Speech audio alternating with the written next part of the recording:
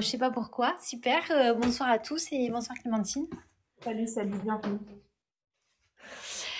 Alors, moi j'ai un petit problème depuis 15 jours. Je comprends pas pourquoi. J'ai le ventre hyper gonflé. Ouais. Et j'ai tout essayé, j'arrive pas à me défaire de ça. Donc ça, c'est bien quelque chose que je dois entendre de la part de mon corps. Ok. Mais voilà. Ok, ok. Euh, Souvent, les ventres gonflés, moi j'ai remarqué que c'était c'est beaucoup de culpabilité. C'est beaucoup de j'amasse en fait. Je garde quelque chose. C'est comme si on avait un enfant dans le bide en fait. Hmm. C'est comme si on avait un enfant qu'on essayait il y a un truc qu'on lâche pas et qu'on protège. L'idée, ce serait de pouvoir voir si déjà t'as fait un lien avec ce ventre gonflé avec quelque chose ou on part vraiment de zéro. En fait, je suis dans une période où, en gros, pour te résumer, j'ai perdu mon père il y a 1 an et demi. Je m'occupe de ma mère. Je travaille beaucoup sur moi. Je travaille pour soigner les autres. Et, euh, et là, j'essaie de me recréer. Alors, en fait, ce que tu viens de dire, ça m'a fait penser comme si j'accouchais de moi-même, en fait. Une Ok. nouvelle moi, un peu. Bah ça, ce serait positif du coup. Oui. Et si c'est gardé dans le ventre, on va aller regarder ce que c'est, mais c'est en mode euh, bon, on va peut-être passer par le corps, ça ira plus vite, hein. Ça ira plus vite. On va essayer de passer par le corps. Ouais. Est-ce que tu peux juste détendre ton corps et tranquillement respirer à l'intérieur de ton ventre, à l'endroit où tu sens que c'est bloqué? Ok. Est-ce que tu sens que tu y as accès facilement ou ça repousse? C'est comme si c'était plein, quoi. Vraiment, Ça me parle. Donc il y a plein de... Ouais, donc c'est plein. Ok. à tel point. Alors, tu sais, je suis célibataire, quoi. Et à tel point que j'en ai parlé à ma mère. Et ma mère, elle me dit, mais tu vois pas, t'es enceinte. Mais je lui dis, mais non, c'est impossible. J'ai ce qu'il faut tous les mois. Je peux pas être. Voilà, physiquement, c'est pas possible. Et j'ai l'impression, ouais, que de dessous les côtes au pubis, comme si j'avais mangé un ballon, quoi. Mhm. Ok. Euh, j'ai l'impression qu'on est peut-être sur un petit déni d'un truc. C'est pour ça qu'on l'a pas. Il y a un truc on voit pas qu'on est censé en fait s'en détacher et on le garde. Tu vois. Ok. Un peu comme si, ben non, ça c'est normal que je le mette pas dehors, tu vois. Et en fait, du coup, ça niche à l'intérieur. Ouais. Donc il y a quelque chose qui est naturel dans ton système de prendre et qui devrait pas prendre. Mhm. Il y a quelque chose que tu acceptes et qui devrait pas être accepté. En tout cas, du point de vue du corps.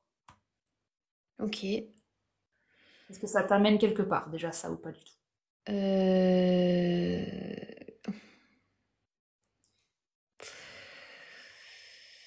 Ben, peut-être un ami que j'ai, lui, il attend quelque chose, mais en fait, c'est platonique et il y aura jamais. Ok, Je vois que ça, que j'accepte. Après, je sature de mon appartement. ok. Qu'est-ce qui fait Et que... Ok. Euh, j'ai besoin, en fait, pour aller dans la manière dont je fonctionne, moi, c'est avec l'émotion. ouais, dis-moi. Et il y a un truc qui fait que tu t'es adapté, tu as une énergie qui s'adapte facilement. Donc, en fait, tu t'adaptes, tu t'adaptes, tu t'adaptes. Ouais. Et, et l'émotion, elle est passée là-dedans. Donc, il faudrait qu'on redescende dans ton corps à l'endroit du ventre et qu'on soit d'accord de ne pas s'adapter à quelque chose auquel on ne devrait pas s'adapter. Ça me fait remonter de la tristesse, en fait. D'accord. C'est un peu elle que je cherche parce que pour le moment, on est un peu dans cet état de... bah ça va, je fais avec, et c'est ça le déni. C'est qu'il y a un truc qu'on doit pas faire avec et qu'il est temps d'arrêter de faire avec. Ok. Euh, Reviens bien dans le corps, même si on ne trouve pas avec la tête, on va laisser le corps parler. On... Ce qui t'a touché, reviens sur la tristesse. ouais. Euh, c'est quand j'ai dit quoi? Qu'est-ce que j'ai employé comme mot? Euh, Adapté, je crois. ben que je c'est peut-être pas je vais pas répéter ce que tu as dit mais je reformule Ouais. que j'accepte quelque chose que je devrais pas parce que je m'adapte. Voilà, c'est ça. C'est ça. Donc ça te montre une partie de ta posture qui est devenue un petit peu habituelle et qui le fait beaucoup plus souvent qu'elle ne devrait. Normalement, on s'adapte ponctuellement. Et toi, il y a un truc que tu as pris en charge parce que si tu arrêtes de t'adapter, tu vas devoir séparer quelque chose et il Mhm. peut y avoir de l'émotion, de tristesse parce que tu auras l'impression d'abandonner quelqu'un. Tu auras l'impression d'être coupable, ce fameux ventre de culpabilité. Ouais, ouais, ouais. Bah là, tu vois, ça me fait couler les larmes et tout, hein. Mhm. Euh, je sais Mhm. pas si vraiment je vais au bout du truc, j'ai envie de tout plaquer, de partir loin, quoi. Ok. Et quand tu veux tout plaquer et partir Ouais. loin, euh, fondamentalement, c'est pour partir le plus loin possible de une chose qui te donne l'impression que tu ne pourras jamais De, t'en sortir ou être toi-même. de plusieurs choses, en fait, de l'endroit où je vis, du travail que je fais. Ouais. Alors ces choses-là, elles ont un point commun. Au-delà du travail lui-même ou de l'endroit où tu vis, il y a une partie de toi qui n'a pas encore acté le changement. Ça veut dire qu'il y a une partie de toi qui a peur du changement et qui a peur de la personne qu'elle serait quand elle serait en train de changer. Ok. Parce que je pense que si tu deviens la personne que tu as envie d'être pleinement le moment où tu changes, moi je pense que ça bouge des choses autour. Euh, je pense que depuis le début, je vais pas dessus parce que j'essaye de te laisser y aller toute seule, mais dans les situations comme ça, je suis toujours obligée de parler de la mer parce que je peux pas passer à côté. C'est souvent une personne qu'on protège d'une manière ou d'une autre. Et là, Ça va. ben, ouais, ouais, ben là, c'est ce que je fais, en fait, hein, parce que ma mère, elle a été protégée par mon père pendant 60 ans. Mhm. Et depuis qu'il est plus là, ben C'est ça. c'est moi qui pallie, hein. C'est pas remplir les papiers, c'est pas passer une commande, c'est pas ouvrir un mail.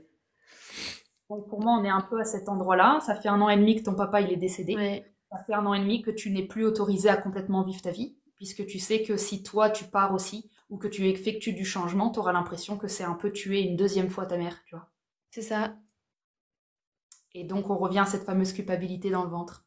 Et Ah, à l'enfant que tu portes, qui est ton enfant intérieur et qui est celui qui ne peut pas se développer à l'extérieur, donc qui se développe à l'intérieur. Et je pense que si tu as envie autant de partir loin, c'est parce que tu fuis une partie de toi sur laquelle on a décidé que elle n'aurait jamais le droit de bouger. Il y a une étiquette dessus qui dit ah, c'est mort, faire mal à la mer, c'est mort, c'est interdit. Donc comme il y a une partie de toi qui est privée d'une autre partie de toi, ben toute la partie de toi libre, elle va chercher à partir et à fuir pour essayer de ouais. dire symboliquement je ne suis pas libre, mais par essence, je ne suis pas libre parce que une partie de moi a les menottes, Eh parce oui. que la souffrance, ça j'ai pas le droit d'en être. Ça je ne peux pas. Je peux tout faire, je peux être une femme forte, je peux partir, je peux réussir une carrière. Par contre, quand il s'agit de bouger un peu les émotions de ma mère, ça va pas. Ouais. Et si tu as le droit de vivre toute ta vie, mais qu'il y a 10% qui sont interdits, les 10% ils font une gangrène. Ah oui, bah oui, c'est pas bon. Tu pourrais avoir que 1% qui est interdit dans ta vie, ça fera une gangrène. Ouais. On cherchera toujours pourquoi on ne peut pas être 100%. La raison pour laquelle on ne peut pas être 100%, c'est qu'il y a un moment, et toi-même, ça fera bouger les émotions des autres êtres humains autour de toi. Ouais. ça me parle beaucoup ce que tu dis. Cool, cool. Donc, tant qu'on n'a pas imaginé la ligne temporelle dans laquelle tu n'as plus ce ventre et dans laquelle tu mènes la Oui. vie que tu veux, Ouais. on sera dans la phase, eh ben tant pis, bah merci, merci pour l'information, merci, je rentre chez moi, et puis rien va bouger. Non. Ah, donc, si on veut que les choses bougent, Hmm. on va s'imaginer dans la version, dans la meilleure version pour toi, Ouais. et on devra accepter peu importe ce qui se passe euh, aux alentours pour voir ce que ça fait. On fait une simulation. Ok. Donc je m'imagine dans ma meilleure version. Imagine ta meilleure version, elle a Ok. plus le ventre. Pourquoi est-ce Ouais. qu'elle, elle a plus le ventre? Qu'est-ce qu'elle est en train de faire? Où est-ce qu'elle est? Qu'est-ce qu'elle fait? Et quand elle n'est pas en train de fuir non plus. C'est-à-dire si elle a le droit de rester sur place, qu'est-ce que tu fais? Bah, je déménage. Il y a ce truc avec déménager quand même de logement. Et Si maintenant on continue, on poursuit et ta maman, on l'enlève du game dans le sens ouais. où euh, imaginons, elle a déjà mal, c'est déjà terminé, elle a déjà vécu, elle a déjà été déçue de ce que tu fais, t'es libre. Euh, qu'est-ce que tu fais?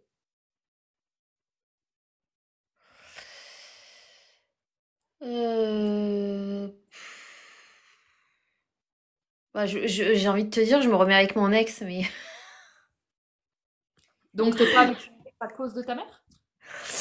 non, elle donnait son avis, mais après, elle est pas à intervenir dans ma vie privée. D'accord. Donc là, ce que Juste, toi, tu es en train de faire, c'est que tu utilises ta mère pour ne pas prendre des décisions. elle, en fait, tout ce qu'elle m'a dit, c'est ouais, non, il est pas bon pour toi. On dirait vraiment ton père, Ouais, mon ex. c'est fort Donc, quand même. donc elle m'a dit, c'est extraordinaire. Physiquement, pas du tout, mais on dirait vraiment ton père. Je sais pas comment t'as fait, mais vraiment, elle me dit non, évite, évite. Bah oui, évite, parce que déjà, ils finissent par mourir. Et puis, il y a ce truc de... Elle intervient pas, mais quand elle te dit évite, ce qu'elle te dit, c'est Ouais, évite de bouger mes émotions. ouais. Et toi, pour le moment, comme toi, t'es pas complètement positionné, ben, tu utilises la voix de ta mère pour ne pas savoir. Le fait est que tu n'as pas vraiment choisi. Si tu avais un choix qui était fait, qui était complet, l'opinion de ta mère ne dérangerait plus. Le simple fait que toi, tu sois dans quelque chose qui n'est pas complet, bah, on a l'opinion de ta mère qui rentre. Et ouais. Mais ça peut rentrer juste parce que toi, ça nous montre que t'es pas positionné. Donc l'idée, ça va de commencer d'apprendre à te positionner sans utiliser l'extérieur. C'est-à-dire, je vais devoir là regarder euh, et choisir et positionner. Oui, je reviens avec lui, ou non, je ne reviens pas avec lui, ou euh, cette histoire n'est pas fermée. C'est-à-dire, mais il faut un positionnement dans la case où t'es, parce que si on se positionne pas, on va commencer à laisser libre cours à n'importe qui a une opinion, et on va les utiliser inconsciemment pour pas choisir. Et ensuite, on va les blâmer. Ah ouais, Tu peux, tu peux positionner que tu n'es pas positionné, mais au Ah, moins, bah ça, c'est. Ouais. alors positionne-le. Par contre, enlève ta mère du décor. Ça veut dire, je suis pas positionnée, mais je n'appuie pas mes arguments avec ceux de ma mère. Je n'ai pas besoin de ma mère pour valider mes arguments. Je n'ai pas besoin d'une source extérieure. Je positionne que je ne sais pas. Ce n'est pas l'opinion de ta mère et sa vie qui devrait intervenir pour ce changement. Ça doit être interne. Ça Hmm. doit être, bah non, si ça se trouve, moi je décide. Comme ça remet tes pensées, ça remet une clarté chez toi. Ouais. Je décide que bah, je vais me donner un mois où je vais faire ci. Et tu vas voir que ton cerveau va commencer, quand tu as enlevé la mer comme validation, ton cerveau va commencer à avoir une certaine créativité. Il peut retrouver de la créativité, il peut se dire, ah bah oui, peut-être que si je compte vraiment que sur moi, bah en fait, ça se trouve, c'est pas dans 6 mois, ça se trouve, c'est dans 3 mois, etc. Et tu vas avoir des nouvelles informations qui vont circuler. Oui, c'est ça, j'ai vraiment l'impression que ça circule pas. Oui. Bah ça circule pas parce que ça passe la douane. Chaque fois, ça passe la douane chez la mère. Est-ce que je peux déménager? Qu'est-ce qu'elle en pense ma mère? Est-ce que je devrais m'entendre avec mon ex? Qu'est-ce qu'elle en pense ma mère? Est-ce que si je fais ça, qu'est-ce qu'elle va en penser ma mère? Quelles émotions je vais déclencher? Ah ouais. Donc tu fais toujours des allers-retours dans un corps qui est pas le tien. Ah ouais, mais c'est... Merci, ça me clarifie vachement ce que tu me dis. Cool. On se ressente sur ton corps et on est en train de se rendre compte qu'en fait, il n'est pas tout seul. Le petit œuf que là, tu as dans le Ouais. ventre, symboliquement, c'est aussi l'œuf de ta mère. Tu es en train de prendre soin des émotions qui se guérissent de ta mère, mais c'est pas à toi de faire grossir cet œuf dans ton petit ventre. Mm. C'est pas le tien. Et il va falloir que cet œuf-là, tu sais, là, ça fait 1 an et demi, ça paraît pas énorme. Dans 3 ans, tu pourrais me dire, bah, ça fait 3 ans que mon père est décédé. Et on n'aurait pas bougé, hein. Parce Ah qu'en ouais. fait, si on a décidé de protéger quelqu'un émotionnellement, ça peut durer 10 ans, hein. Ouais, c'est ça, c'est ça.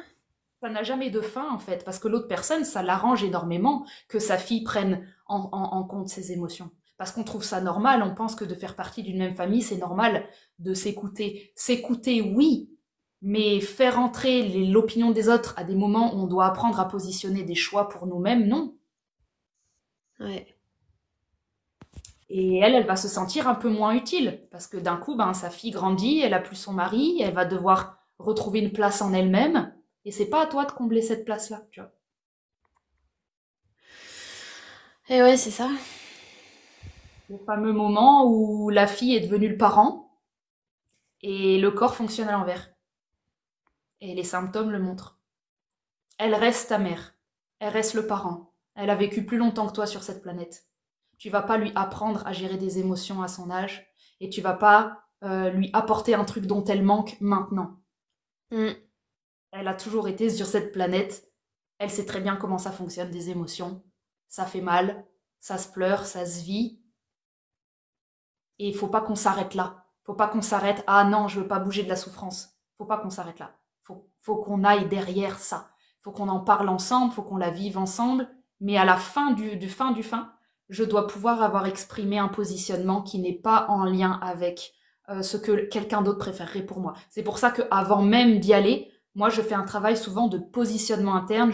J'enlève tous les gens du monde de ma tête et je regarde ce que je ferais si j'étais complètement seule sur Terre, sans connaître personne. Qu'est-ce que je ferais? Qu'est-ce que mon corps me dirait? Et une fois que je trouve mon cheminement, je l'assume, je mets des actions vers là, je regarde avec ma guidance, c'est-à-dire je fais des petits trucs et puis je vois si mon corps il est enjoué, si ça marche. J'avance un petit peu dans le phénomène. Quand je sens que l'œuf il est un peu plus propre, qu'il est moins fragile, j'annonce à l'entourage des décisions. Je peux faire ça. Par contre, j'annonce des décisions qui ne sont pas faites pour être négociées. J'annonce, j'informe. Je suis pas en Mhm. train de dire qu'est-ce que tu penses si. Je suis pas en train d'amener un truc qui n'est pas positionné pour que ma mère elle complète la fin de l'histoire. Non, non. J'ai écrit toute l'histoire avec la fin. Ce sera mon expérience, mes expériences et mes erreurs. Par contre, j'informe mes parents. Et donc, on est sur une dynamique différente. Plutôt que, tiens, je discute avec toi. Non, on ne discute pas. Tu fais des choix et puis tu informes. Mhm. Et t'inquiète que l'autre en face, il sent la posture, hein. Quand t'es positionné et qu'il est juste là pour être informé, il lutte beaucoup moins pour essayer de voir si t'as des failles et de faire rentrer un doute. Il ne peut que le faire s'il a l'impression qu'il y a des failles en toi. Mais les failles, t'es pas obligé de dire non, je suis sûre de moi. Elle va essayer de te tester, elle va dire mais t'es sûre de toi, l'endroit où t'es, c'est sécurisé. Elle va te tester. Et à ça, il faudra répondre non, je ne suis pas sûre de moi. Mais ça ne me dérange pas. Tu vois? La Ah ouais, différence. ouais.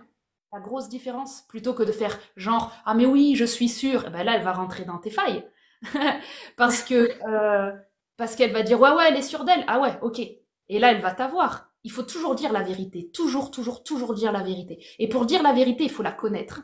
Et si on n'est Ouais. pas allé si on n'a pas osé faire un espace de doute à l'intérieur de nous, si on n'a pas osé dire je ne sais pas, et c'est valable, c'est valide comme état de ne pas savoir, Mm.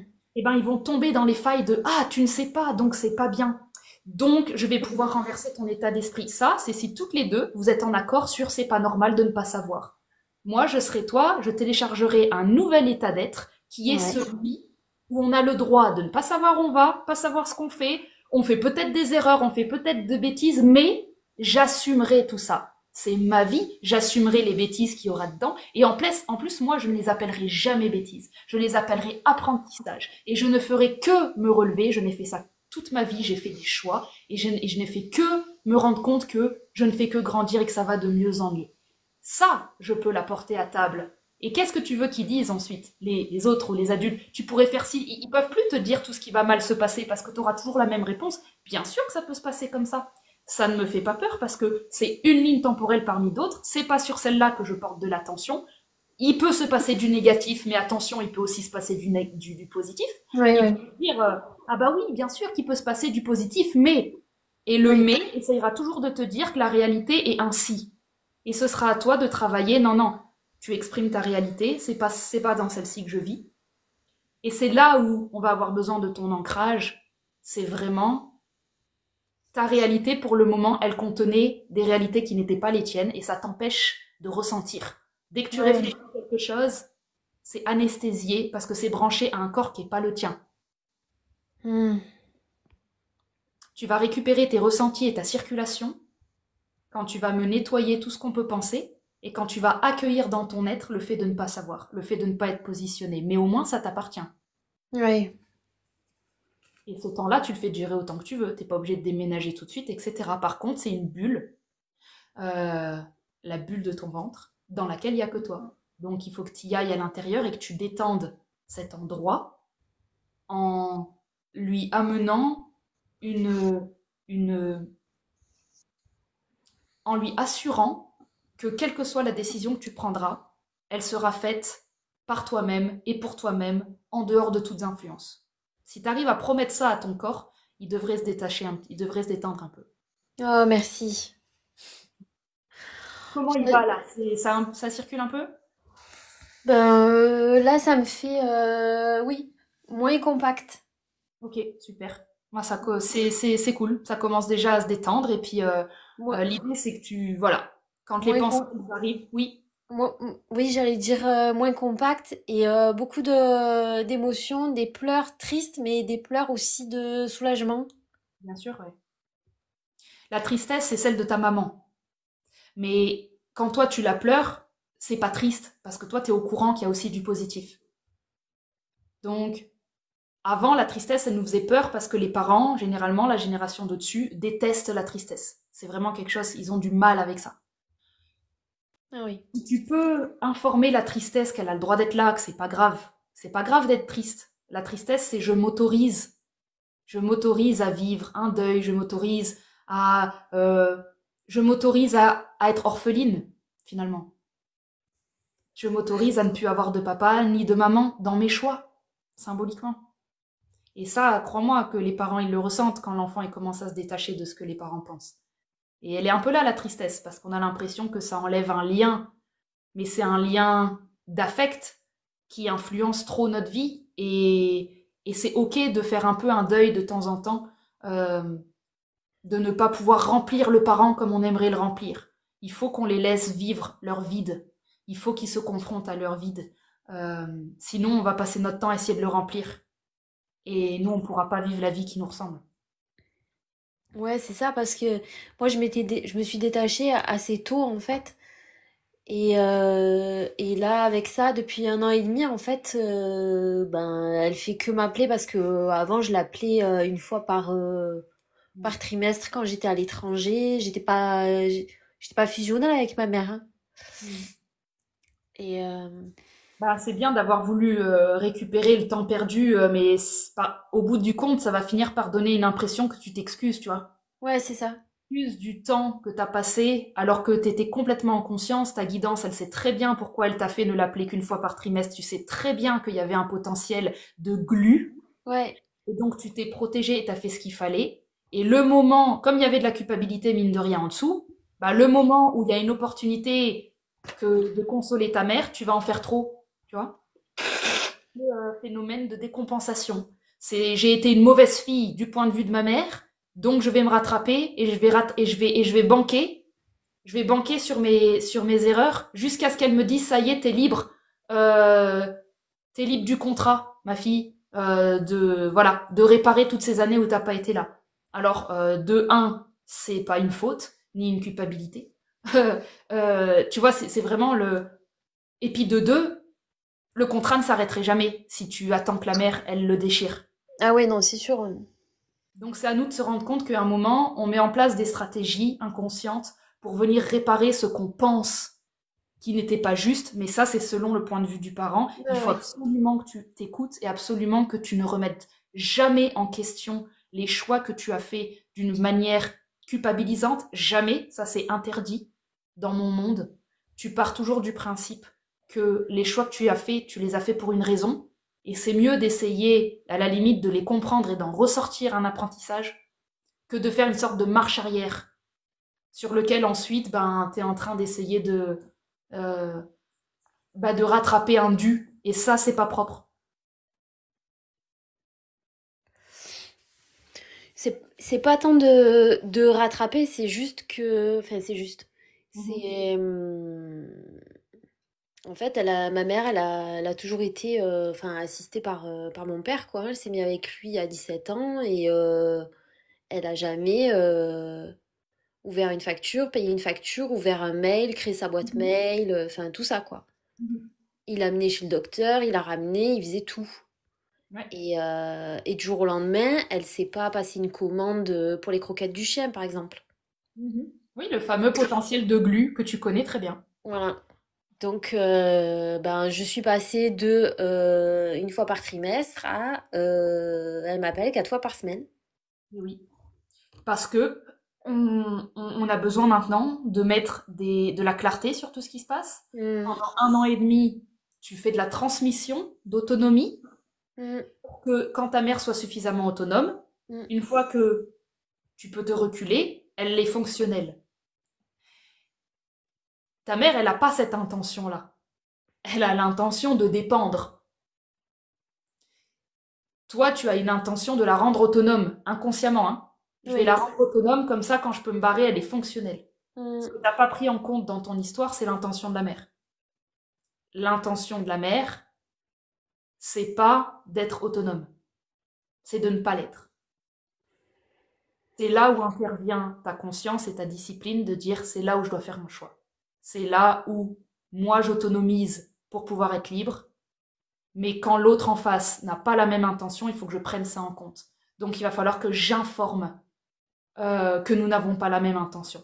Et c'est pas lui informer consciemment, c'est toi déjà t'informer et conscientiser que les autres êtres humains n'auront pas toujours les mêmes intentions que toi. Et donc, oui. quand tu fais un plan qui les implique, il faudra qu'à un moment la conscience devienne lucide sur le fait que les chemins qui se séparent, c'est parce que ben il y en a un qui a juste un autre projet.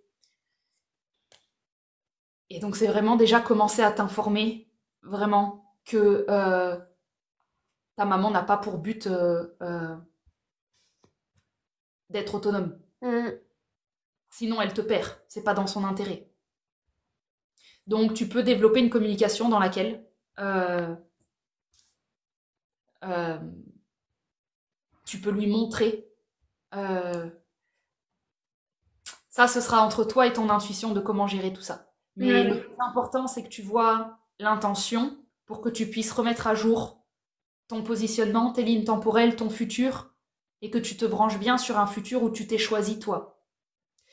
Et où la mère, son intention égotique est sacrifiée. Mm.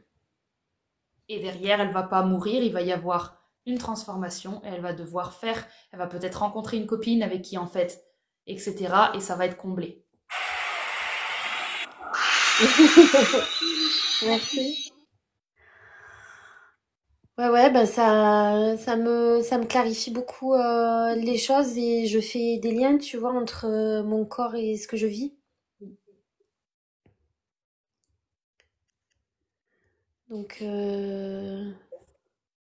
là, ça fait comme des dominos, tu vois, dans ma tête.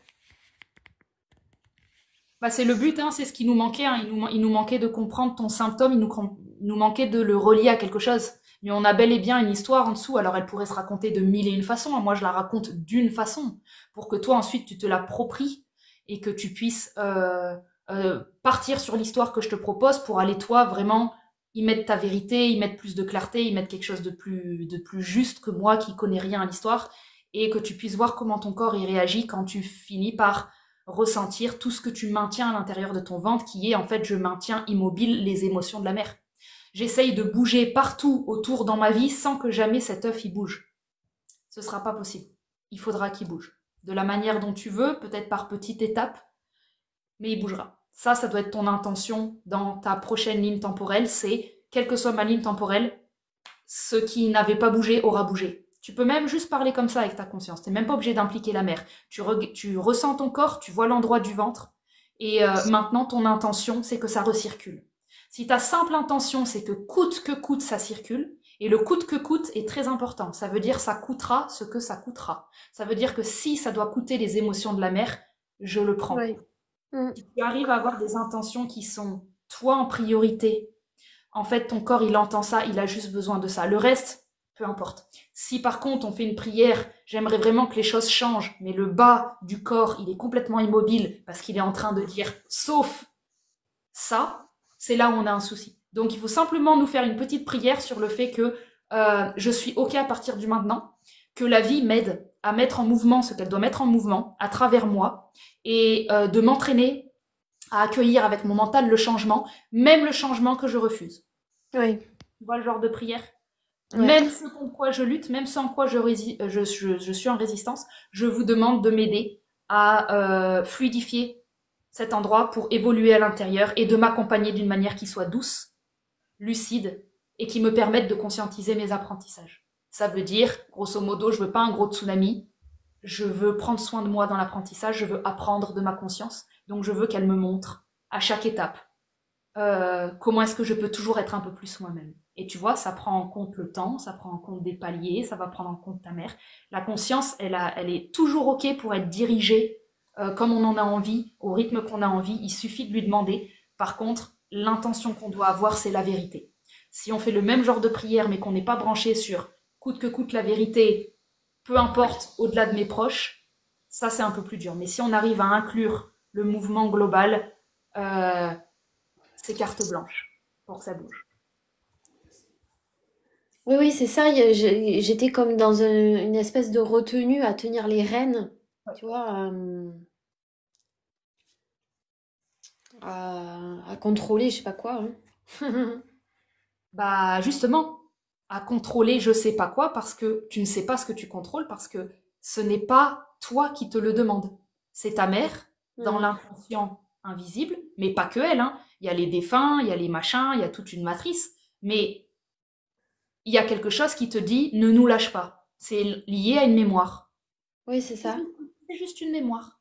Quand tu conscientises que c'est une mémoire et que c'est pas toi, puisque ton corps n'est pas en accord avec ça visiblement, quand tu conscientises que c'est une mémoire, parce que sinon tu n'aurais pas ce symptôme, tu n'as pas besoin d'aller faire la psychogénéalogie de la mémoire, hein. Il suffit Mm. juste que dans ton sentiment, ce que tu redemandes, c'est à ce que ça recircule. À partir du moment où le corps physique il recircule, ça veut dire que la mémoire, elle va devoir circuler, donc elle va devoir être purgée. Donc ta réalité va devoir mettre en place un changement pour que la purge ait lieu. Et toi, ton but au niveau du conscient, ça va être de, lorsque la purge me vient, moi je dois être dans un état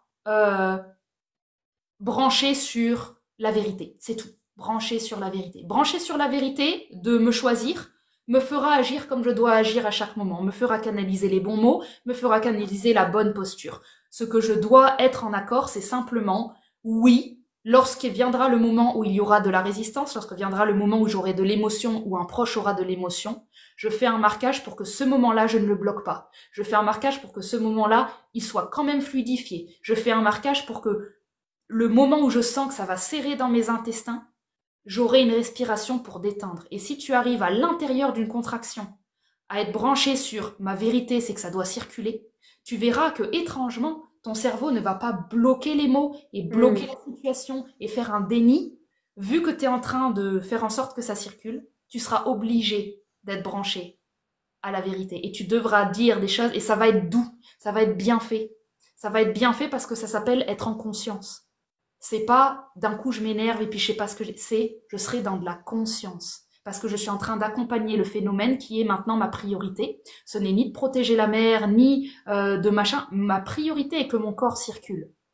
Si votre priorité c'est que votre corps circule, vous êtes en train de dire symboliquement, ma priorité est que les données qui constituent mon être se renouvellent à chaque instant et ne se figent pas sous le coup de l'émotion. Qu'est-ce que ça veut dire d'un point de vue psychologique? Que les pensées, peu importe la situation, chercheront toujours à s'aligner à une vérité qui n'est pas figée et qui est souple, plutôt qu'une vérité conditionnée. Donc c'est très très puissant de choisir une circulation physique, ça paraît rien, hein, mais t'assurer que ton corps circule, c'est t'assurer que ta vie, elle circule. Et Oui. c'est une prière très très puissante. Ouais, ben, je vais m'y attacher, hein, crois-moi. T'y atteler. Oui, m'y atteler, ouais. Ton but, c'est de moins en moins t'attacher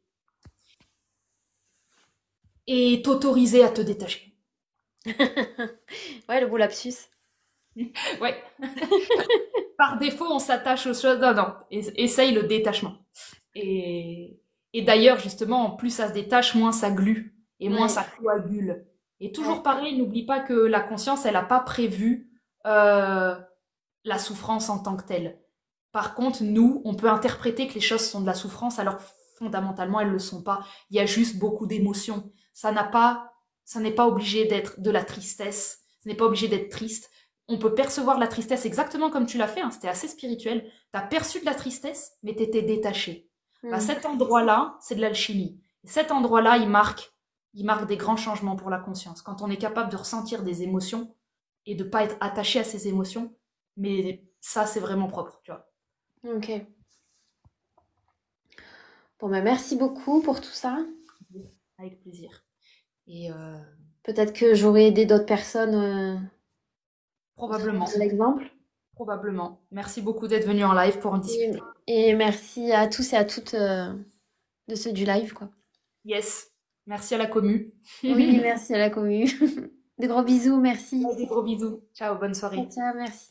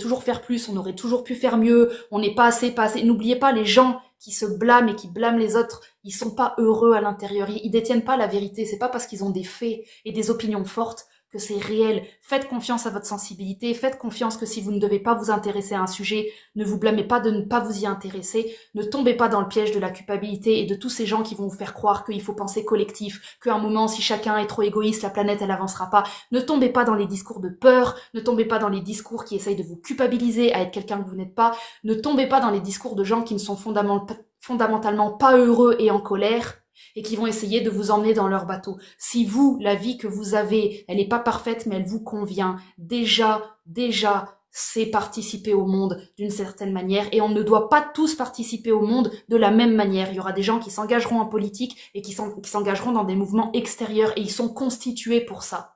Et il y a des gens, c'est en travaillant l'intérieur. Il y a des gens, c'est en étant eux-mêmes, c'est en étant justement inutiles à la société qui nous apprennent.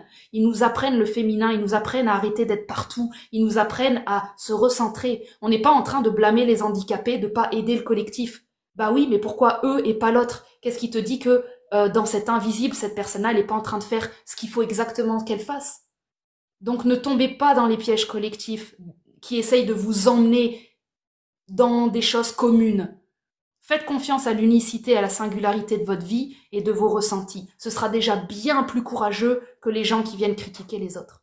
Ce sera déjà bien plus courageux et donc bien plus lumineux et donc bien plus utile à ce monde. Parce que l'inspiration, elle provient des gens qui sont heureux. Hein. Les gens qui critiquent, ils n'ont pas d'inspiration. Hein. ça répète beaucoup les choses, ça ne sait que faire critiquer. L'inspiration, elle provient des gens qui ont déjà appris à se satisfaire de qui ils sont, et eux, ils peuvent changer le monde, à leur manière et à leur rythme. Et ça a toujours fonctionné comme ça, le monde. Donc, au diable la culpabilité, soyez qui vous êtes, n'essayez pas de ressembler à quelqu'un ni à un mouvement, et, et accueillez, bon sang, de ne pas être le sauveur de ce monde. Ça suffit, ça suffit, ça suffit vraiment un moment. Ça suffit d'essayer de se faire porter le chapeau de quelque chose qui est bien trop gros. C'est un mouvement global et il t'a pas attendu pour avancer. La planète, elle va continuer à vivre, elle fera ses trucs. Et nous, on fait ce qu'on peut. On fait ce qu'on peut. Et ça, c'est important déjà. C'est important. Si on n'est pas dans notre corps à aimer qui on est, qu'est-ce que tu vas produire à l'extérieur de toute façon? Si toi, t'es pas en train d'aimer qui tu es, c'est quoi ton conseil pour l'extérieur si toi, tu sais pas t'aimer? Qu'est-ce que tu vas pouvoir faire pousser dehors, sincèrement? Que dalle, t'auras pas d'engrais. Donc, franchement, la priorité, même si le collectif essaye vraiment de vous foutre la pression sur à quel point la priorité c'est d'aller aider l'extérieur, ne tombez pas dans ce piège-là. Si c'est naturel pour vous d'aller aider, faites-le. Si c'est en lien et cohérent avec votre structure, faites-le. Mais pas sous la pression, c'est tout. Pas sous la pression.